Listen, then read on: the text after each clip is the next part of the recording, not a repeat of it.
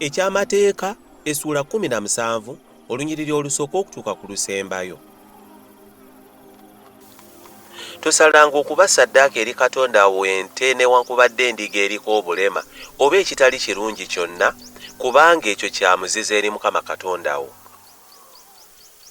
Bwe wanaalabikanga wakati wo munda w'oluggi lwonna ku nzigi zo Mukama Katonda wo z'akuwa, omusajja oba mukazi akola ekiri mu maaso ga Mukama Katonda we ekibi, ng'asobya ku ndagaano, era ng'agenze n'aweereza bakatonda abalala n'abasinza, oba njuba oba mwezi oba kujja ery'omu ggulu lye ssaalagira, ne bakubuulira era ng'okiwulidde, n'olyoka onyiikiranga okubuuliriza, era laba bwe kinaabanga eky'amazima ekigambo ne kitabuusibwabuusibwa, ng'ekyomuzizo ekiri bwe kityo kikolebwa mu Isirayiri, n'olyoka ofulumya ng'omusajja oyo oba omukazi oyo abakoze ekigambo ekyo ekibi awali enzigi zo, omusajja oba mukazi, kale onoobakubanga amayinja bafe.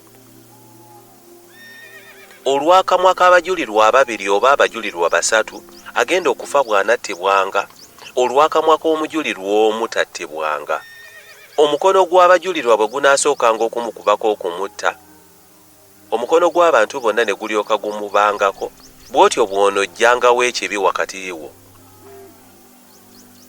Bwe wanaabangawo ensonga ekulema okugisalira omusango, nga bavunaana omusaayi n'omusaayi, nga bavunaana ensonga n'ensonga, era nga bavunaana omuggo n'omuggo, nga bawakanira ebyo munda w'enzigi zo, kale onoogolokokanga n'oyambuka mu kifo Mukama Katonda ky'aleeroboza, n'ojja eri bakabona Abaleevi n'eri omulamuzi anaabangawo mu nnaku ziri, n'obuuza, era bo banaakulaganga ensalo y'omusango.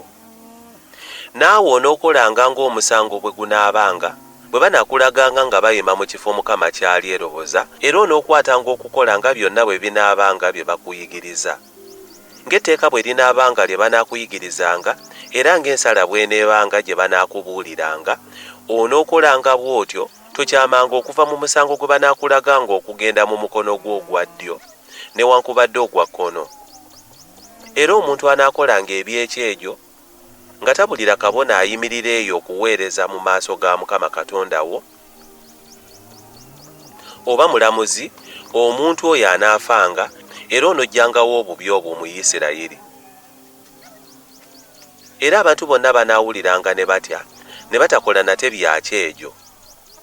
Bw'oliba ng'otuuse mu nsi Mukama Katonda wo gy'akuwa, n'ogirya, n'otuula omwo, n'oyogera nti, nassawo kabaka okunfuga, era nga n'amawanga gonna ganneetoolodde, tolemanga kussaawo oyo okuba kabaka okukufuga Mukama Katonda wo gy'alyeroboza. Omu ku baganda bo gw'olissaawo okuba kabaka okukufuga, si kirungi ggwe okussaawo munnaggwanga okukufuga atali muganda wo. Kyokka teyeefuniranga mbalaasi nnyingi, so tazzangayo bantu mu Misiri alyoke yeefunira embalaasi ennyingi, kubanga Mukama yabagamba nti temuddangayo nate mu kkubo eryo okuva kaakano. So teyeefuniranga bakazi bangi, omutima gwe gulemenga okukyuka, so teyeefuniranga ffeeza nnyingi nnyo newankubadde zaabu.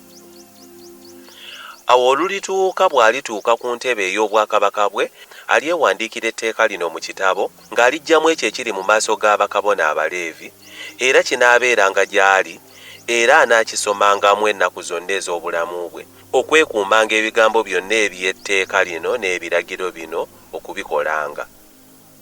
Omutima gwe gulemenga okugulumizibwa ku baganda be, era alemenga okukyama okuva mu kiragiro okugenda mu mukono ogwa ddyo newankubadde ogwa kkono, alyoke awangaale ennaku nnyingi mu bwakabaka bwe, ye n'abaana be wakati mu Isirayiri.